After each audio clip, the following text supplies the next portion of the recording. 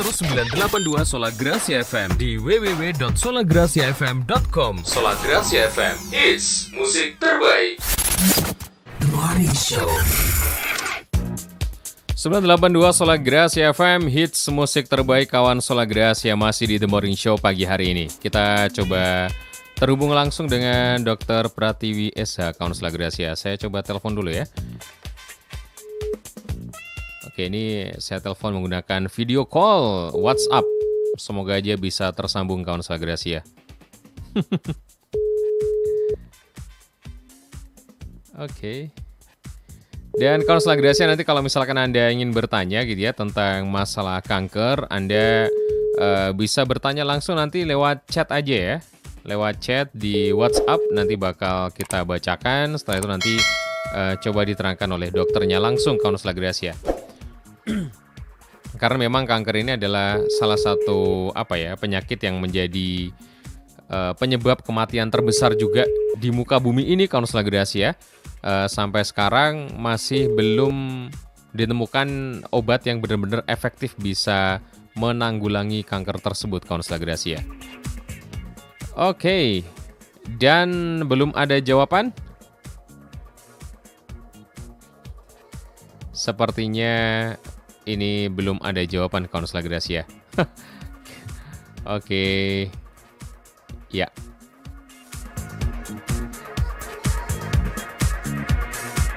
Ini masih terus saya hubungi kawan Sola Gracia. Ini biasanya terkait masalah terkendala sinyal juga ini ya. Tapi nggak tahu juga sih ya. Semoga nanti habis ini bisa. Oke.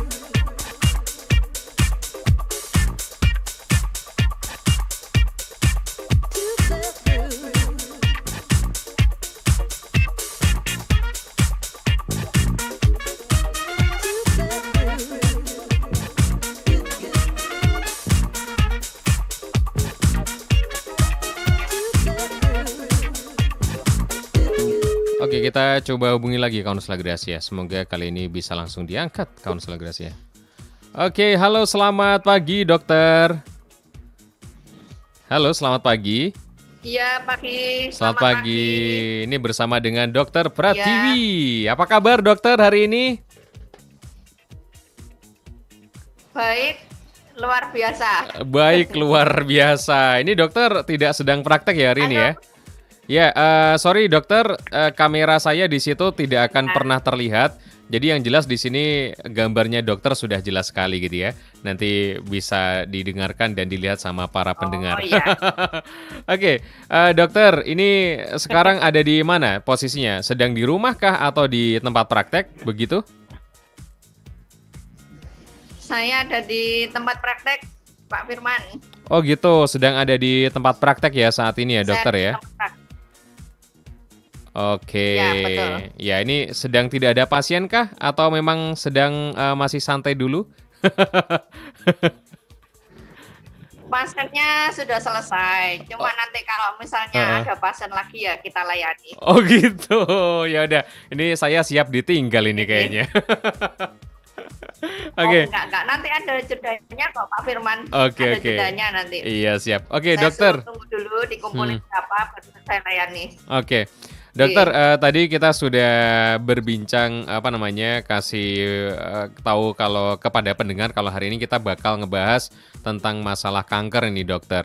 Kanker ini kan salah satu penyakit yang mematikan gitu ya di muka bumi ini, dimanapun orang itu pasti takut dengan terkena kanker tersebut. Nah, mungkin dokter bisa menjelaskan nih tentang kanker itu sebenarnya apa gitu dan kenapa sangat mematikan gitu. Silakan mungkin dokter bisa menjelaskan. Oke. Jadi kanker itu kan artinya tumor ganas ya. Di mana dia tuh penyakitnya disebabkan karena ketidakteraturan dari hormon atau sel. Jadi terjadi replikasi sel yang tidak beraturan. Oke. Biasanya seperti itu. Sehingga sel-sel tersebut membentuk suatu massa atau tumor. Nah, kanker ini ditandai dengan 3. Yang pertama adalah sel tersebut tidak beraturan dan produksinya berlebihan tapi jelek. Yang kedua, dia akan bermigrasi di daerah dekat kelenjar. Jadi kelenjar di dekatnya seperti itu.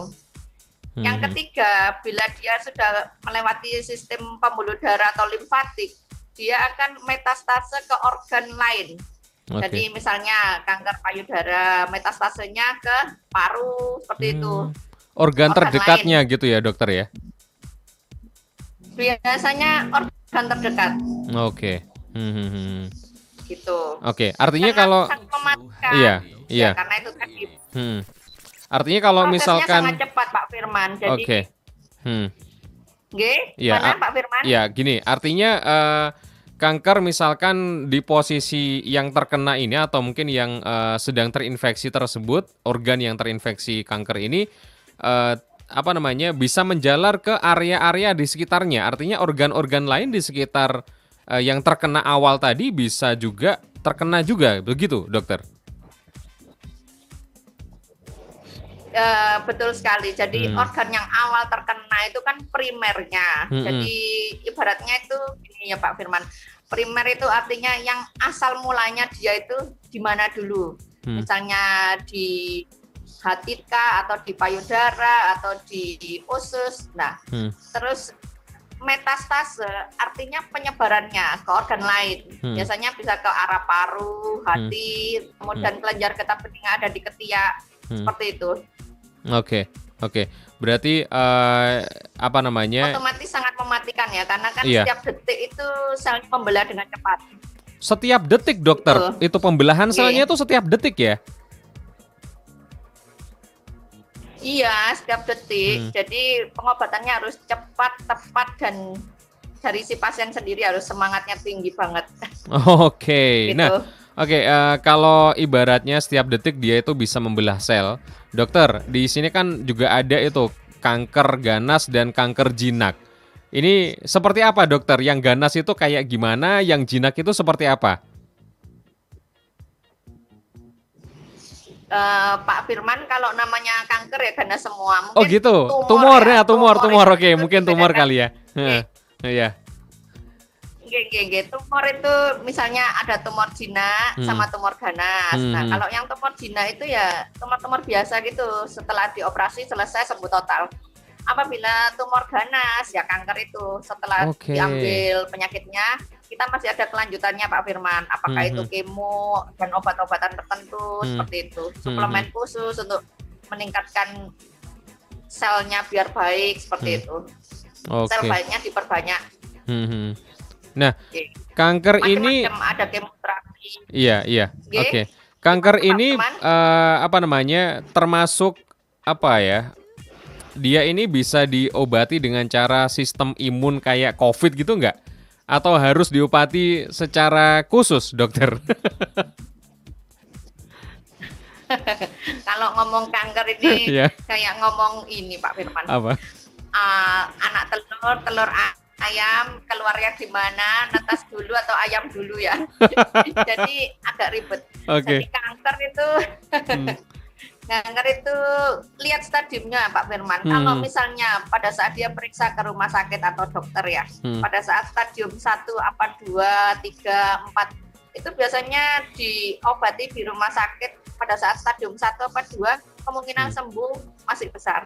Tapi apabila pada saat stadium 4 yang sudah paliatif, artinya itu sudah nggak bisa diapa-apakan lagi. Jadi di kemo pun orangnya nggak siap dan kondisinya sudah buruk, sesak nafas dan lain-lain, sudah terjadi metastase di mana-mana, jadi di paru, hati, semua organ itu diserang, itu biasanya pihak rumah sakit juga menyarankan di rumah saja gitu, nikmati hidup bersama keluarga. Waduh.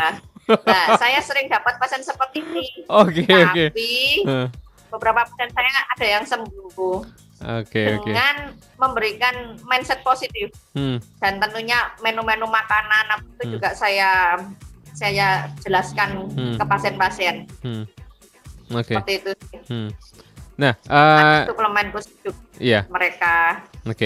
Nah, ada yang bertanya gitu ya, siapa yang paling rawan atau rentan terkena kanker ini, dokter? Kan ada anak kecil itu yang kelihatannya sehat banget, ternyata ada pemberitaan nih, anak kecil ini tiba-tiba punya tumor seperti itu.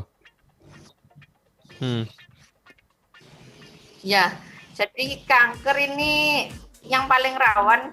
Kalau kita ngomong kanker ini segala usia bisa kena. Cuman yang paling sering itu ini usianya yang di atas 50 tahun ke atas. Dengan ada faktor idiopatik atau keturunan biasanya. Itu biasanya ada juga yang kena seperti itu. Nah, berarti kanker ini juga termasuk bisa menular secara genetik seperti itu, dokter?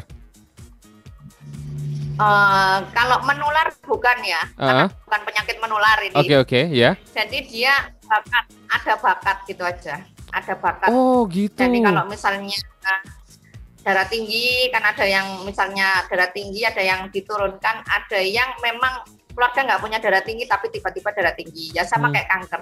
Biasanya penderita kanker itu bersaudara, misalnya kakaknya ada yang kena, adiknya kena juga, yang satu kanker ovarium, adiknya limfoma, misalnya seperti itu. Terus saya juga punya pasien neneknya kanker payudara, cucunya juga kanker payudara, seperti itu. Itu udah keturunan lumayan jauh ya dari nenek ke cucu ini ya? Iya, sendiri juga kaget lihatnya. Iya. Oke. Jadi ini harus dihati-hati banget Counselor Gracia. Nah, ini faktor yang paling paling sering yang kena kanker ini karena apa, dokter? Kalau misalkan dari genetik mungkin tidak diturunkan seperti itu ya, karena mungkin secara genetik orang tersebut gampang terkena kanker gitu misalkan gitu ya. Artinya ini bisa dicegah dengan cara mungkin pola hidup sehat atau seperti apa, dokter? Kalau dicegahnya ya kita makan makanan yang sehat aja Pak Firman. Jadi kayak sayur, buah diperbanyak. Terus kemudian jam tidurnya juga jangan terlalu tidurnya setengah-setengah gitu, nggak boleh. Sehari itu harus tidur 8-10 jam dalam waktu 24 jam. Kemudian pikirannya ditenangkan, nggak boleh yang kayak marah-marah, stres berat, hormonnya biar stabil gitulah. Oke, harus balance lah ya dokter untuk tubuh kita supaya tidak gampang terkena penyakit ya, terutama kanker ini. Oke. Nah, Iya. Nah, untuk mendeteksi dini dalam mengetahui ini adalah kanker atau ini adalah tumor seperti itu. Ini seperti apa dokter? Apakah di situ ada benjolan kah atau mungkin untuk badan ini jadi meriang dan seperti apa gitu. Nah, tindakan selanjutnya setelah kita tahu ada sesuatu hal yang mencurigakan itu harus seperti apa, dokter?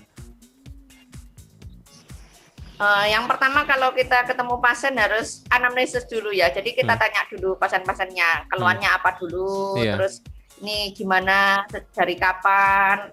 Kemudian kita lakukan pemeriksaan fisik. Jadi kita lihat suhunya, kemudian apakah ada benjolan apa tidak. Nah, kalau ada benjolan enak Pak Firman, langsung kita lakukan FNAB, coblos, nah langsung ketahuan selnya itu apa. Oke. Tapi kalau nggak ada benjolan, kita harus mencari. Jadi mungkin dari kita cek laboratorium berupa darah tepi, tumor marker, kemudian tes fungsi ginjal, fungsi hati, foto rongsen, MRI, CT scan, PET scan, dan yang terakhir patologi anatomi tadi, FNAB.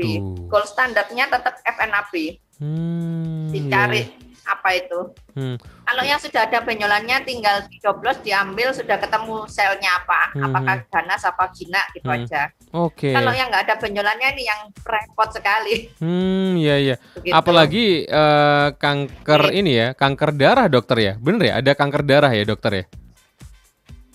Betul, kanker darah itu paling sulit dideteksi kecuali orangnya sudah prek ya. Prek itu dalam arti HB-nya sudah turun, terus kemudian kan dia nggak ada benjolannya kadang. Iya. HB-nya turun, orangnya semaput, terus ketahuan itu komposisi dari neutrofil dan lain-lain bermasalah, nah baru ketemu kanker darah setelah di biopsi sum tulangnya juga. Oke dokter, saya ada teman gitu dokter ya, teman saya ini gampang mimisan di waktu masih mudanya gitu dokter. Dan ternyata ketika dia dewasa usianya itu tidak lama dan terdeteksi bahwa itu termasuk gejala dari kanker darah. Apakah benar demikian dokter? Sering mimisan? Salah satu ciri dari kanker ya, itu memang beberapa pasien mimisan. Cuman tidak semua yang mimisan kanker loh ya. Oh iya ya benar oke. Iya. Kanker itu kan kanker itu kan gini Pak Firman, dia itu sifatnya itu mudah berdarah. Jadi ada perdarahan, tidak tahu di mana tempatnya, dan pasti produksinya itu untuk trombosit dan lain-lain itu menurun. HB trombosit menurun, dia akan berdarah. Seperti itu. Iya. Ya salah satu cirinya itu mimisan tadi, gitu. Oke. Tapi adakah penyebab lain orang sering mimisan dokter? Selain mungkin dia punya penyakit tertentu seperti itu? Ya banyak Pak Firman, misalnya kayak demam berdarah juga mimisan, terus capek-capek yang kurang minum, kecapean itu juga mimisan. Terus bila dinding selaput hidungnya tipis, orangnya suka ngupil atau gimana, nah itu juga bisa mimisan. Oke. Saya jadi anak saya seperti itu Pak Firman. Gitu. Anak saya kecil seperti itu, jadi dia tuh suka ngupil gitu ya, pasti mimisan. Ternyata dinding selaput dinding dari hidungnya itu tipis anak saya. Oke. Tapi kalau nggak masukkan tangan ke hidung juga nggak pernah mimisan anak saya. Oh gitu. Ternyata banyak faktor gitu ya. Saya terakhir mimisan itu tahun berapa ya? Udah lama sekali gitu. Itu karena kejedot hidung saya dokter. Oke. Iya. Oke, buat Anda konselor Gracia yang sudah bertanya lewat WhatsApp, thank you banget gitu ya. Langsung saja menuju ke Dokter Pratiwi. Halo dokter, gimana pasiennya sudah? Halo dokter? Ya. Ya, gimana pasiennya sudah tadi? Sudah ya? Pak Firman. Ya. Ya. Pasiennya tadi, oke, di sebelahnya dokter ternyata ya. Oke dokter, ini ada yang bertanya dulu dokter ke Dokter Pratiwi ini ya. Dari WhatsApp Mbak Nurul namanya, ini dia bertanya, dokter bedanya kanker serviks sama kista itu apa sebenarnya gitu? Ataukah ada hubungan?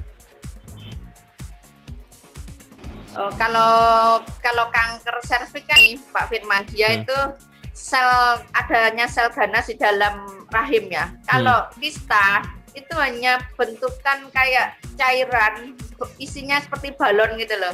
Jadi tumor jinak. Jadi istrinya itu kayak balon, ada airnya. Tetapi kista sendiri ada macam-macam. Kalau kista, operasi ke dokter kandungan sudah sembuh total. Oke. Seperti itu. Kalau kanker masih ada kelanjutannya, pengobatannya.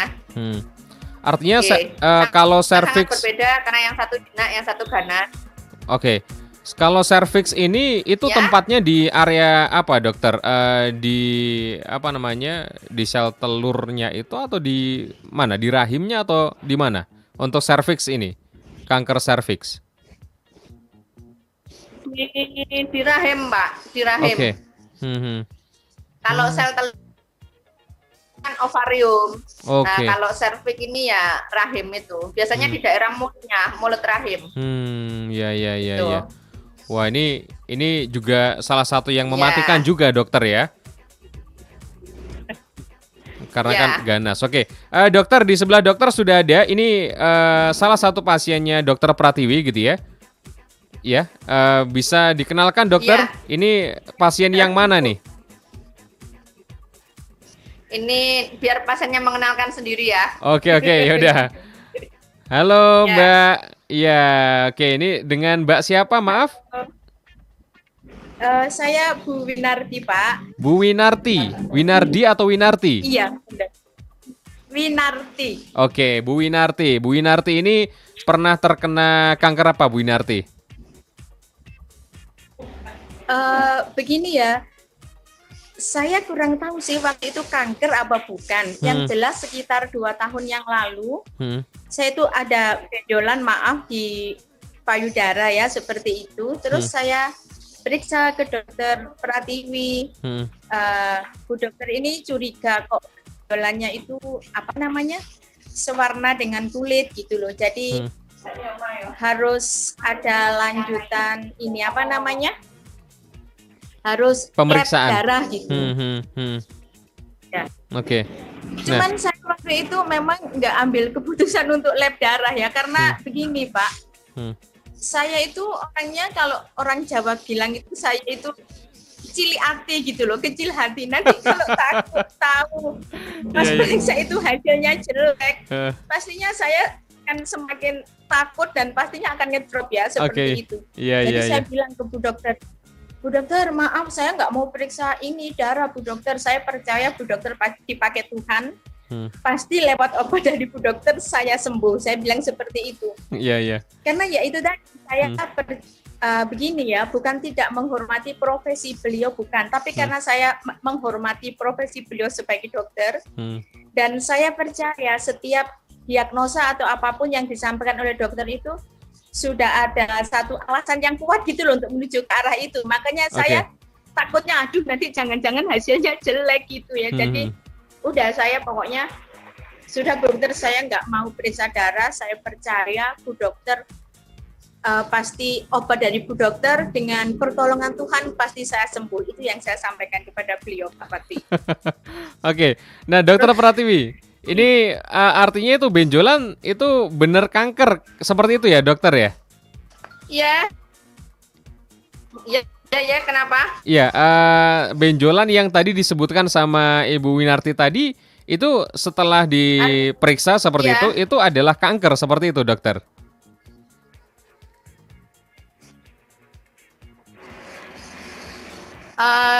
Dari penampakannya memang ke arah sana, Pak Firman. Oke. Cuma si pasien ini bandel, nggak mau disuruh ke rumah sakit, nggak mau cek darah. Saya sampai bingung, waktu itu keluar nanah, darah, dan sebagainya. Ya sudah, saya pakai imunnya dia aja untuk dia sembuh. Sama tak kasih beberapa vitamin dan obat, tapi saya pesan juga ke beliau. Kalau lebih parah harus berangkat ke rumah sakit dalam waktu 1,5 bulan lah saya lihat. Karena gini ya Pak Firman ya, ini pasiennya ini malah takut kalau ke rumah sakit waktu itu. keluar nanah, darah dan lain-lain. Ya. Oke. Ini mungkin bisa ditanya lagi orangnya biar lebih spesifik mungkin. Iya. Oke, Bu Winarti, Bu Winarti, kondisinya saat itu Bu Winarti itu seperti apa? Apa namanya di payudara Bu Winarti ini sampai kondisinya separah apa gitu sehingga Bu Winarti ini memprediksi kalau ini, waduh ini kayaknya penyakit kanker nih seperti itu. Separah apa Bu Winarti? Maaf ya Pak. Iya, saya nggak memprediksi, nggak berharap kanker. Saya percaya Bu dokter, pokoknya saya dengan iman ya, dengan iman. Oke. Ini bukan apa ya, sakit biasa seperti itu. Maaf, saya luruskan seperti itu. Saya nggak pernah punya prediksi kanker. Sekalipun menurut Ibu dokter yang seperti dibilang beliau ada ke arah sana ya. Itu makanya saya nggak berani periksa ke dokter lain, ke rumah sakit dan lain sebagainya ya. Jadi waktu itu iya sempat pecah, keluar darah dan nanah juga dalam jangka waktu yang cukup lama ya. Tapi itu hanya pokoknya dari obat, saya nggak tahu itu obat apa, pokoknya obat yang saya terima dari Bu Dokter Pratiwi, saya mengimani. Pokoknya setiap saya melihat luka, lumayan Pak, lukanya agak lebar juga ya, seperti itu. Tapi saya ketika melihat luka yang seperti itu, saya bilang, Tuhan terima kasih Engkau sudah menyembuhkan saya. Terima kasih Engkau sudah menyembuhkan saya. Pokoknya ini ya, iman itu harus dibangun seperti itu loh. Dan Tuhan ya, akhirnya sekarang sudah sembuh sempurna. Itu kejadian sekitar 2 tahun yang lalu. Sampai sekarang tidak, puji Tuhan, tidak sakit-sakit lagi. Karena maaf ya, saya ini kan orang awam ya. Jadi nggak ngerti sama sekali dengan kesehatan. Jadi kalau menurut saya pribadi, untuk sakit apapun yang pernah saya alami, saya tidak ingin tahu itu sakit apa. Bagi saya itu tidak perlu. Yang saya butuhkan hanya kesembuhan seperti itu. Jadi ya itu aja yang bisa saya lakukan. Dengan taat minum obat, juga minta sama Tuhan. Ya puji Tuhan, saya percaya kok Bu Dokter ini benar-benar dipakai Tuhan. Seperti itu. Iya, benar sekali. Oke, Bu Winarti, ini terjadi sekitar 2 tahun yang lalu. Artinya pengobatannya Bu Winarti ini berjalan seberapa lama sehingga sampai dengan kondisi yang sekarang ini, yang sembuh ini? Sekitar dari pengobatan. Ya, 2 bulan setengah sekitar nggak sampai juga ya. Sekitar 1 bulanan, 1,5 bulan lah Pak. Iya, sampai gitu. Pokoknya begitu. Pokoknya semakin menciut itu semakin sembuh. Artinya ya sudah, saya sudah ini nggak ke Bu Dokter lagi. Soalnya waktu pecah itu saya malah takut kalau mau ke Bu Dokter. Ayo Bu Win, harus ke rumah sakit. Pasti beliau nanti bilang seperti itu. Saya benar-benar takut. Jadi artinya pakai obat luar saja setelah itu seperti itu Pak. Iya. Oke. Kembali ke Dokter Pratiwi ya. Dokter? Iya, mari. Iya. Dokter, ini obat yang dikasihkan ini obat luar, artinya yang dioleskan seperti itu ke yang pecah tadi atau diminum, Dokter? Saya kasih 2, jadi obat untuk luar dioleskan dan obat untuk diminum. Oh gitu. Dan jangan lupa setelah pasiennya pulang didoakan. Oh iya, benar. Artinya Dokter, kanker atau mungkin apapun itu gitu ya, gejala-gejala yang menuju ke kanker tersebut yang bisa dilihat dengan mata dan bisa dipegang gitu ya, itu bisa diobati dari luar juga. Nah, terus gimana nih Dokter kalau misalkan ini kondisinya kanker ini ada di dalam gitu ya, kayak tumor ganas yang ada di kepala atau di di otak misalkan, itu kan sudah sulit sekali gitu ya untuk penanganannya. Itu berarti artinya hanya obat minum saja dong? Iya kan Dokter ya? Itu biasanya konsul dengan bidang spesialis masing-masing di rumah sakit ya. Oh gitu. Ada yang kalau di kepala itu biasanya ya mereka pakai obat minum, tapi kalau ada tumornya sebelum jadi kanker biasanya tumor dulu. Iya. Itu biasanya mereka menganjurkan untuk operasi di pengangkatan kepala, tumor ya. Nah, seperti itu kan dilihat juga lokasinya. Kalau misalnya terlalu sulit beresiko, dokter juga akan menjelaskan, Bu, ini peluangnya 50-50. Atau kalau peluangnya 90, dia akan bilang juga 90, seperti itu. Iya, oke.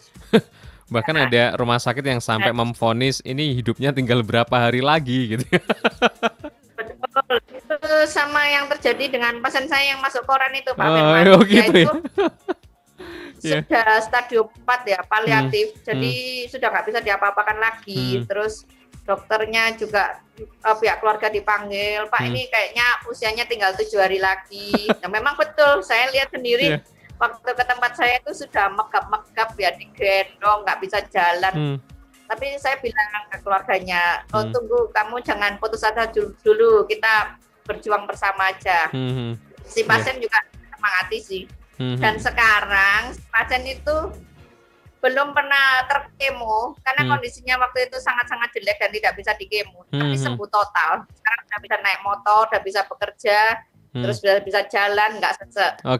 Padahal waktu itu sempat ngajeni Pak Firman sama keluarganya.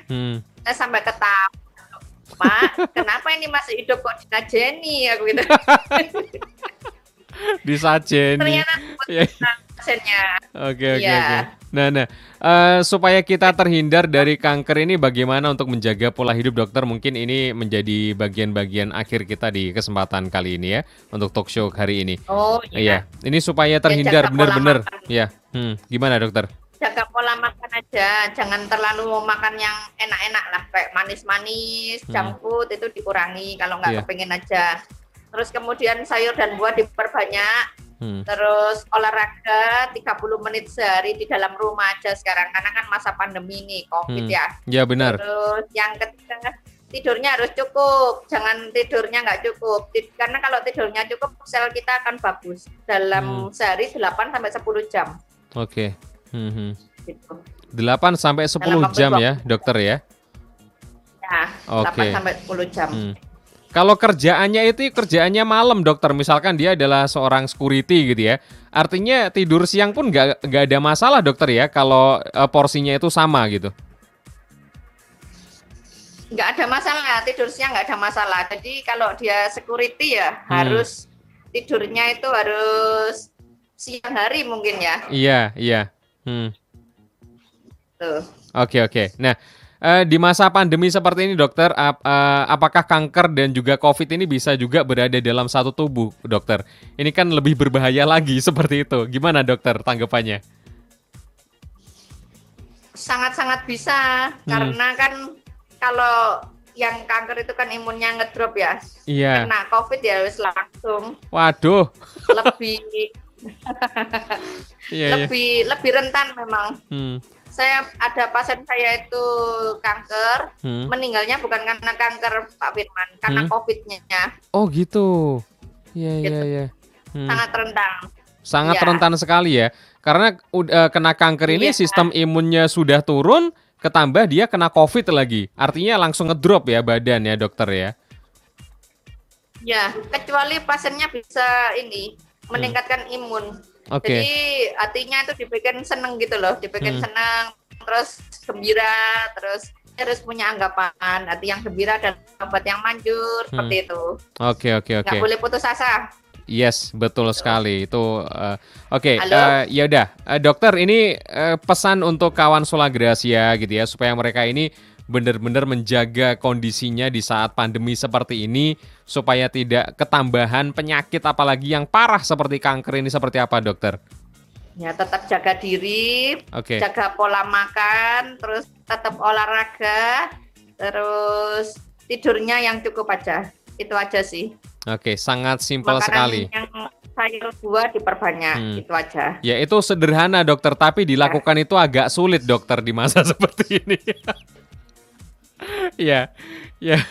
Yang penting harus berusaha gitu ya. Gini, Pak Firman, Gimana? Misalnya bertemu orang ya jaga jarak, kemudian pakai masker. Ya. Setelah itu kalau misalnya kita berpergian ya yang seperlunya aja sih sebenarnya.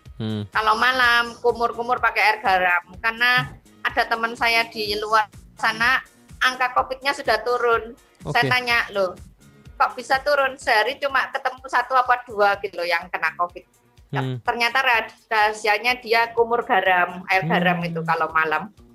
Oh, air garam dokter ya. Nanti ini untuk berkumur saja, artinya tidak diminum ya, dikumur terus langsung dibuang seperti itu ya.